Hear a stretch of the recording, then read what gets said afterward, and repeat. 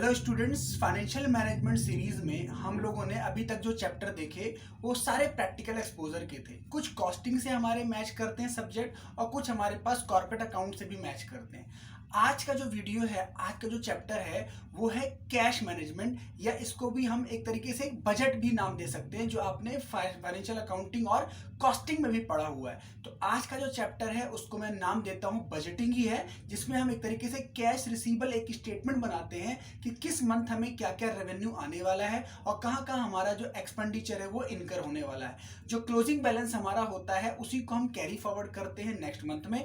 कोई शॉर्टेज या फिर शॉर्टफॉल होता है तो हम जितना भी अमाउंट हमें लोन लेना पड़ता है, जो क्वेश्चन स्पेसिफाई करेगा उसमें हम लोग लोन लेते हैं। तो बहुत ही छोटा सा चैप्टर है, हार्डली थ्योरी भी पूछी जाती है या प्रैक्टिकल 50-50 का इसका रेशो है, लेकिन बीकॉम ऑनर्स में हम इस चैप्टर को मिस नहीं कर सकते। तो आइए शुरू करते हैं कैश मैनेजमेंट, या फिर इसको आप बोल सकते हैं cash budget of financial statement chapter. Right, let's start. देखो, ये जो चैप्टर है हमारे पास, इसका नाम है कैश मैनेजमेंट।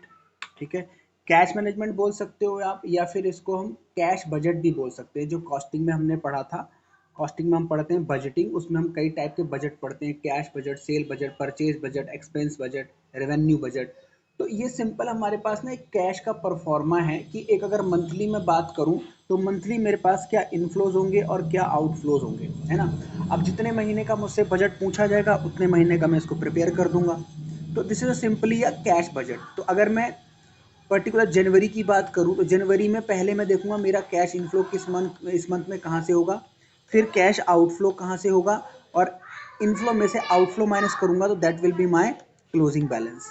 राइट, उसके में क्लोजिंग बैलेंस के बाद अगर क्वेश्चन कहता है कि मुझे इतना फंड की रिक्वायरमेंट है, मतलब मुझे हर साल इतना बैलेंस रखना है, तो फिर मैं उसको कंपेयर करूंगा कि मेरे पास इतना बैलेंस है या मुझे मेंटेन करना पड़ेगा।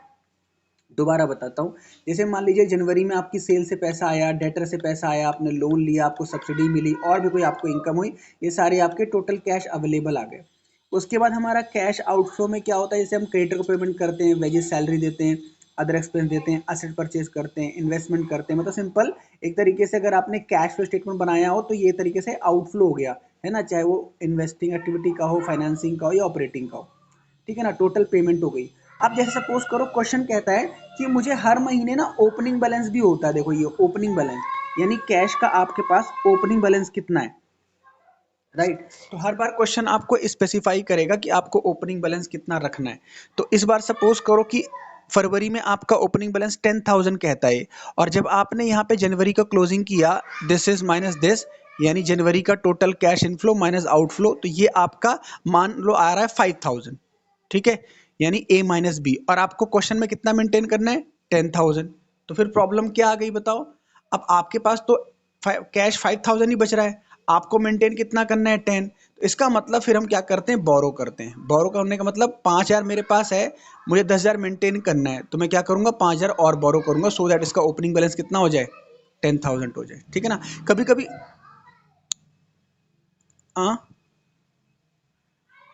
अगर वो क्वेश्चन बोलेगा कि ज़्यादा अगर बच गया तो हम कहीं इन्वेस्ट कर देंगे, ऐसा भी होता है।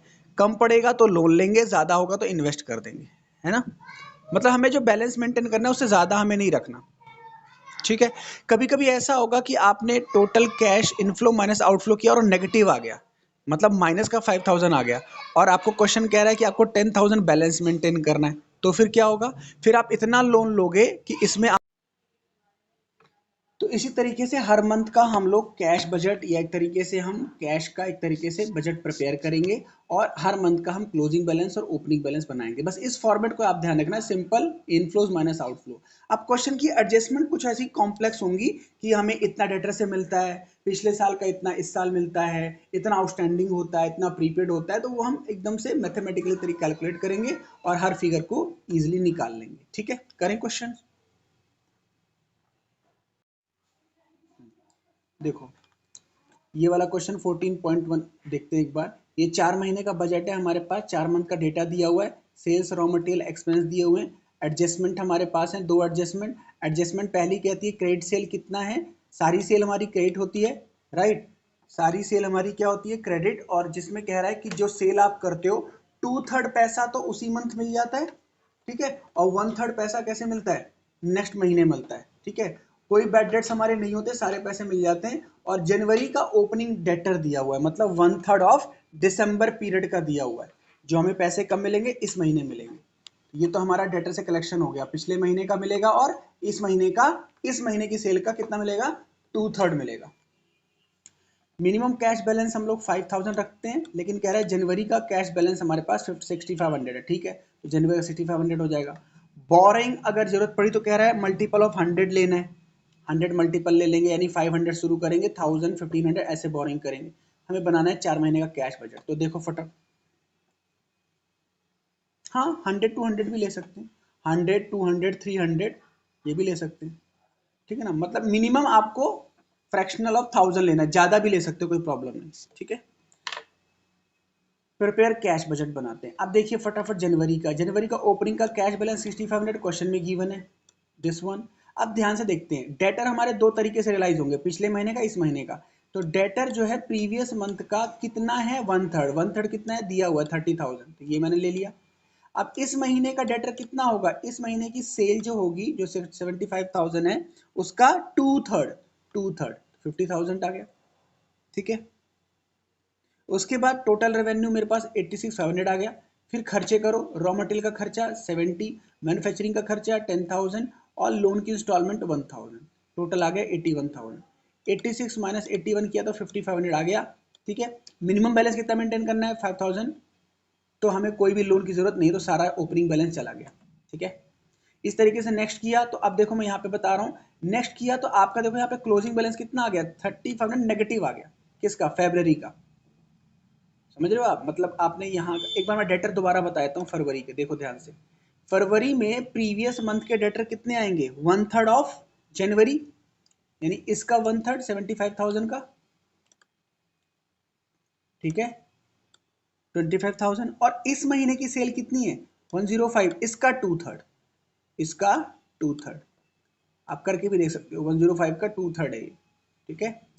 तो टोटल रेवेन्यू किया, फिर सारे खर्चे यहाँ से सेम वैल्यू फिगर रख दिया, यहाँ पे ए माइनस बी क्या, नेगेटिव आ गया। अब नेगेटिव में क्या करूं, नेगेटिव में मुझे क्या करना पड़ेगा, क्वेश्चन कह रहा है मुझे मिनिमम बैलेंस 5000 रखना है, तो मैं कितना लोन लूं कि ये नेगेटिव हट जाए पॉजिटिव आ जाए, तो मैं लोन कितना लूंगा, 35,500 में पॉजिटिव लोन लूंगा, तब जाके नेगेटिव कटेगा और यहाँ पे 5000 क्या होगा, पॉजिटिव, ठीक है। चलो इस तरीके से मैंने मार्च का किया, टोटल रिसिप्ट आ गई, टोटल पेमेंट आ गई, और मेरा पॉजिटिव आ गया 30,000। बी केयरफुल, ध्यान से देखना, 35,000 आ गया, सारा बैलेंस ओपनिंग जाने से अच्छा है थोड़ा लोन चुका दो, लोन रिपेमेंट कर दो। तो 30 में से 5 को रख लो, 30 में से 5 को रख लो, मिनिमम बैलेंस रखना है, और 25,000 को लोन को रीपे कर दो, ठीक है। चलो इस तरीके से अप्रैल का टोटल, इस तरीके से क्लोजिंग, और पॉजिटिव आ गया, तो मैंने जो पॉजिटिव था 5,000 रख लिया, फिर से 8,000 लोन चुका दिया, ठीक है। ये हमारा एक सिंपल सा क्वेश्चन बजट का हो गया, क्लियर। 14.3 क्या कहता है क्वेश्चन, लाल एंड कंपनी के पास एक फोरकास्ट है 2016 जनवरी से जुलाई तक का फोरकास्ट है, ठीक है, जनवरी से जुलाई तक का।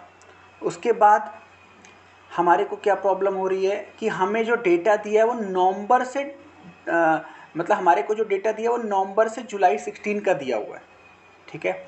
और फोरकास्ट के लिए वो कह रहा है जनवरी से कब तक का है, जुलाई का, यानी हमारे को यहाँ से इतना पूछा हुआ है ये। हाँ, तो हमें जो डेटा प्रिपेयर करना है वो प्रिपेयर करना है जनवरी टू मई, ठीक है। अब हमारे को जो कॉम्प्लेक्स एडजस्टमेंट है वो हम पहले देखते हैं, देखो ध्यान से, पहले सेल की बात करते हैं। अगर मैं डेटा फॉर्मेट करूं तो मैं डेटा कितना से कितना लूंगा, देखो ये रहा मेरा बजट का फॉर्मेट, जनवरी से लेके मार्च तक का करूंगा, इनफ्लोज इस तरफ, आउटफ्लो इस तरफ, टोटल बैलेंस, ठीक है, इस तरीके से करेंगे। अब हम आते हैं एडजस्टमेंट पे। पहला एडजस्टमेंट क्या है, सेल्स 20% तो कैश ही हो जाती है, यानी जो सेल है हमारी 20% तो कैश है। उसके बाद 80% क्रेडिट होती है, और क्रेडिट पीरियड 2 महीने का है। इसका मतलब क्या हुआ, जो कैश सेल है वो तो उसी महीने पैसे मिल जाएंगे, क्रेडिट जिस मंथ का होगा वो 2 महीने बाद मिलेगा। मतलब जनवरी का पैसा कब मिलेगा, मार्च में, है ना। और जनवरी में कौन सा पैसा मिलेगा, नवंबर का, नवंबर का, ठीक है ना। तो यानी नवंबर का पैसा जनवरी में, जनवरी का पैसा मार्च में, लेकिन 20% सेम मंथ में, ये ध्यान रखना है।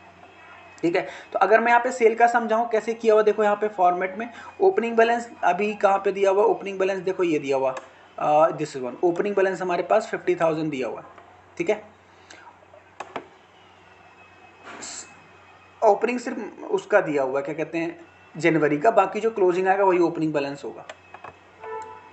हाँ, इसमें मिनिमम मेंटेन नहीं करना, इसमें मिनिमम मेंटेन नहीं करना, इस वाले में आपको जितना बचता है उतना बनाना, सिर्फ जनवरी का दिया हुआ है, ठीक है।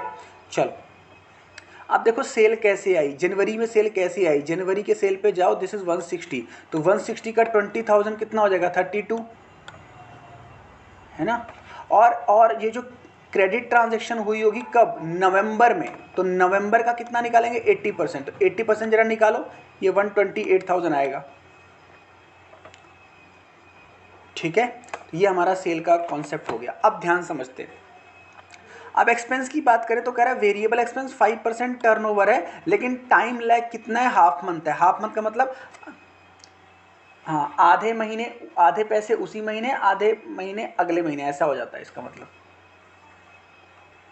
हाफ मंथ का मतलब ये होता है कि हाफ मंथ का पैसा ही दूंगा और हाफ मंथ का आपको डेफर कर दूंगा, अगले महीने कर दूंगा। जैसे सैलरी जो होती है जिस महीने की होती है उस महीने थोड़ा ना मिलती है, नेक्स्ट मंथ मिलती है ना। ये इन्होंने लैग कर दिया, लैग का मतलब उतना टाल दिया, 7 दिन 10 दिन टल जाती है सैलरी, ठीक है। तो इसका मतलब वेरिएबल एक्सपेंस कितना होगा 5% टर्नओवर। तो अगर मैं जनवरी की बात करूं, जनवरी की टर्नओवर कितनी है 160, ठीक है। तो 160 जरा निकालो 5% कितना आएगा, सॉरी 5%, हाँ 5% कितना आएगा जरा निकालो, जनवरी का 5% कितना 8,000, और 8,000 को हम डेफर करेंगे, हाँ तो कितना होगा ये 4,000, ठीक है। तो जो वेरिएबल एक्सपेंस होंगे 5% टर्नओवर, सेम ईयर का हाफ और पिछले साल का हाफ, तो 160 का 5% उसका हाफ और 140 का 5% उसका हाफ, तो दोनों को जरा ऐड करके बताओ। चलो 15,000, ठीक है। पहले टर्नओवर का 5% लेना है और फिर सेम मंथ का आधा और पिछले महीने का आधा, ऐसे जोड़ना है, ठीक है। चलो कमीशन की बात करो, अब कमीशन 5% क्रेडिट सेल है, लेकिन हम देते 2 महीने बाद है, ठीक है ना, 2 मंथ। तो इसका मतलब जनवरी में कौन से महीने का देंगे, नवंबर का देंगे, तो नवंबर का निकालो 140 का निकालो 5%,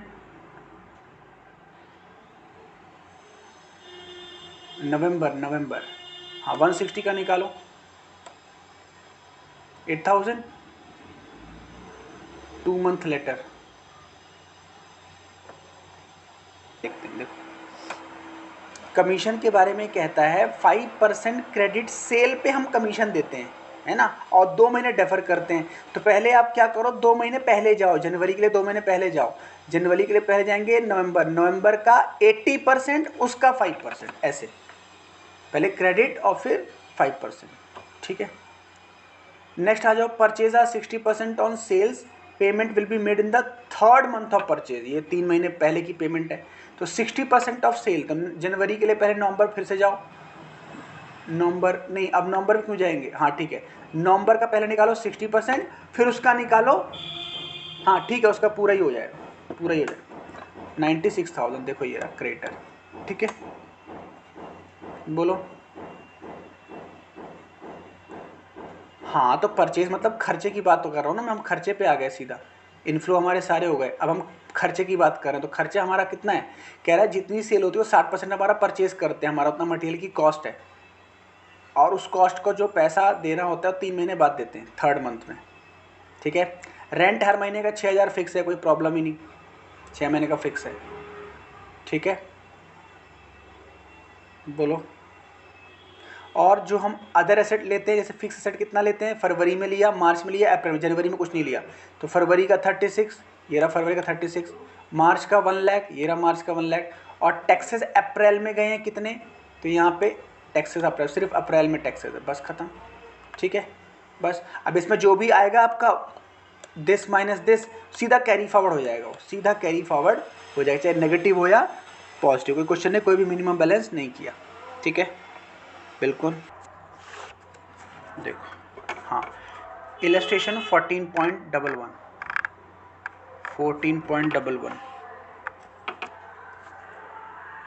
करें। देखिए, अब इसमें एक नया फॉर्मूला हमें इन्वेंट करना है, ये हमारा इन्वेंट्री में भी आएगा, like same formula. Inventory management हम शुरू करेंगे, उसके जैसा फॉर्मूला है। तो यहाँ पे क्या देखते हैं, देखो, cash flows of green pack limited behave a random manner, मतलब कुछ भी आ जाता है, उसका कैश फ्लो फिक्स नहीं है। Find out return point and upper limit as per Miller Orr model on the basis of following information. यानी हमारे पास जो नया फॉर्मूला आने वाला है, उस फॉर्मूले का नाम क्या है, रिटर्न पॉइंट। एक हमें क्या निकालना है, रिटर्न पॉइंट निकालना है, ठीक है। एंड एक और चीज़ क्या निकालनी है, अपर पॉइंट। और एक किस अप्रोच की बात कर रहा है, इसे हम क्या बोलते हैं, मिरर और मॉडल, ठीक है, राइट, ओके। फॉलोइंग इन्फॉर्मेशन क्या है, cost of effective a marketable security transaction is 200। ये क्या है, सिंपल कॉस्ट है, cost of effecting a marketable security. कितनी कॉस्ट है हमारी, 200 is your cost. Come to the next. उसके बाद एनुअल यील्ड मार्केटेबल सिक्योरिटी इतना कमा के देती है, कितना, 12%। यील्ड का मतलब होता है रिटर्न। स्टैंडर्ड डेविएशन ये होता है रिस्क, कितना है, 500, ठीक है। Standard deviation of daily cash balance, ठीक है। मिनिमम कैश बैलेंस कितना मेंटेन करना है, 5000, okay. Also find out average cash balance, ठीक है। तो पहले दो चीज़ें निकालते हैं, रिटर्न पॉइंट, अपर पॉइंट, और एक और चीज़ क्या निकालनी है, एवरेज कैश बैलेंस। देखते हैं क्या फॉर्मूला लगाना है।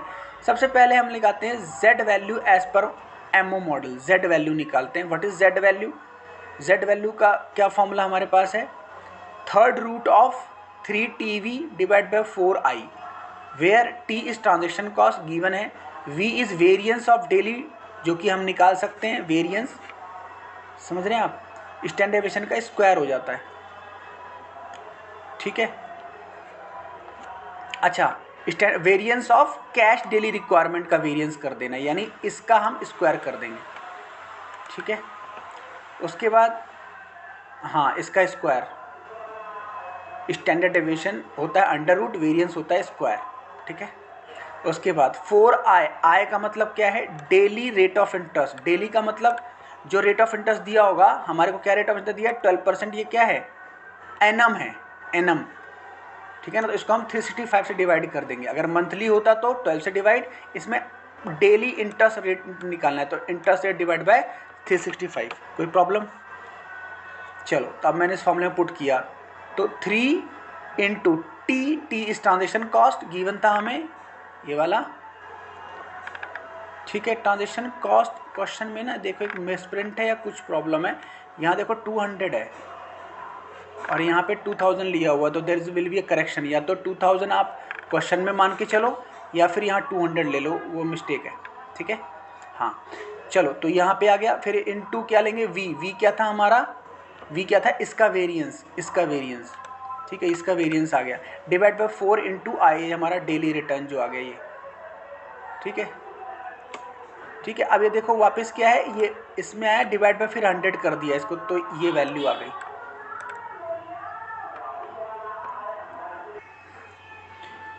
तो सिंपल हमने इस फॉर्मूले में पुट कर दिया और इसका आंसर हमने इतना निकाल दिया, ठीक है। चलो, अब इसके बाद एक फॉर्मूला यहाँ पे लिखा हुआ देखो, जो हमसे पूछा हुआ था, एक फॉर्मूला हमसे पूछा था, रिटर्न हमने निकाल दिया हम अब एमओ मॉडल से।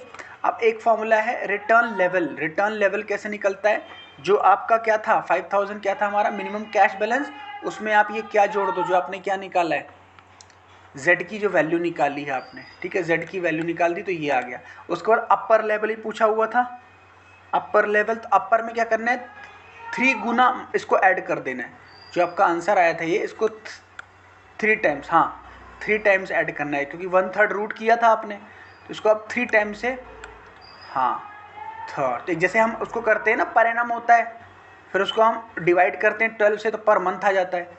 इस तरीके से हमने थर्ड टाइम रूट को अगेन थर्ड टाइम मल्टीप्लाई कर दिया, तो ये हमारा अपर लेवल आ गया, ठीक है। ये एक छोटा सा क्वेश्चन तैयार कर लेना है, बहुत कम आता है एग्जाम में, बट ये भी हमारा हो गया। ठीक है, बोलो। चलो ये हो गया।